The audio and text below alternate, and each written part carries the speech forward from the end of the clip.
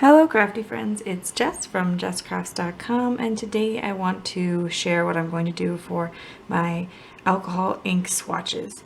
So I bought alcohol inks many years ago at a Ranger warehouse sale, and obviously they've become more popular again. I've used them in the past and I have some videos on my channel using them, but I think I'll use them, continue to use them. I have plans for a video in the future, but to swatch them out, I cut 2x2 pieces of glossy cardstock. I really like the Seaside Stamping Ink glossy cardstock.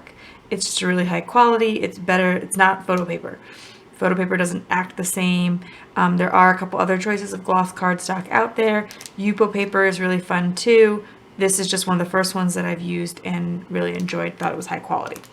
So I cut 2x2 squares of that. Then I printed these using the Jennifer Mcguire ink swatches just because all of my other ink swatches are Jennifer Mcguire's, and I think that she did a really great job with them. I like putting them in the little coin slots, so these 2x2s are going to fit in the same system, and this just, I prefer the uniform look. It's not a big deal. You don't have to do that. But what I decided to do, the reason I'm pointing this out, is I'm basically going to attach this, which is printed on regular cardstock, over my ink swatch in the end, rather than trying to print on glossy paper, since I know not every printer is going to accept glossy paper, and glossy paper is more expensive. So this way I could cut a whole bunch of squares out of one piece of the 8.5 by 11 gloss cardstock without having to worry about where the words are printed, and I can just attach them later. So that was just a personal choice and a way that I thought you could save just a little bit of money versus trying to print on glossy cardstock. My printer is too grumpy to try to bother with that. So then I'm going to take my alcohol ink, and what I'm going to choose to do for my swatches is just put some drops of ink. If you feel like you're going to more likely use them as swiping, like you're going to use them with the felt more often, then I would suggest doing that for your ink swatches. Like if that's how you're more likely to use the ink, do whatever you're going to do. Use the kind of paper you're often going to use for the actual swatch. So if you're going to use Yupo paper all the time, cut your 2x2s out of Yupo paper. And I'm going to move this somewhere else on my desk with the bottle so that I'll know that this is that swatch, since my swatches aren't labeled until after it dries. Take another swatch, another 2x2 piece, drip some on. You could drip a little bit less on since you're really just trying to get the look of the color. 2 drops or even 1 drop might be enough, and again, you can save a little doing that because again, that bottom's going to be covered here anyway, but if you want a bigger swatch, go for it. So as I kept going, I got to the mixatives, and I had a feeling these would be a little bit tricky to swatch, especially the particular colors I have. And it just doesn't move the way other alcohol inks move because it's meant to be mixed in with them. So for these particular ones, I think that it will be worth it to do a swipe instead, just because it doesn't move. This, I've turned it every which way and it's just not moving around, and I just kind of want to get a general impression of it.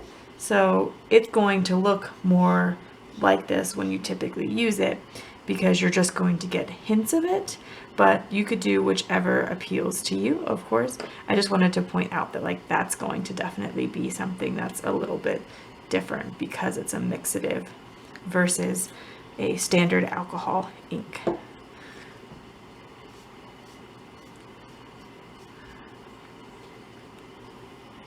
Once I have them all swatched out, I want to just start adding them into the system, and I'm trying to, as I go, make some calls about where I would classify each color in terms of what if I put this terracotta, is it going to go with the reds, between the reds and the oranges, or do I want to kind of classify it with the browns? Is just a really reddish brown. I think at this point I'm actually kind of leaning towards more calling it a red, but that may be just because I don't have any reds. I have that mountain Rose, which is more of a pink and a very orangey pink, a kind of almost coral at that. So maybe that's why I'm leaning towards it, but I would just put it in whatever order is satisfying to you. I like to put things in rainbow order and then put all my neutrals together. What I will say, having swatched them all out, I almost feel like I shouldn't have swatched them just because the label on the bottle is pretty accurate. Like this one looks a little bit brighter of a green than it comes out. You know, they're not quite perfect, but I do think you get a pretty good idea of what it is. So, you know, it's all up to you.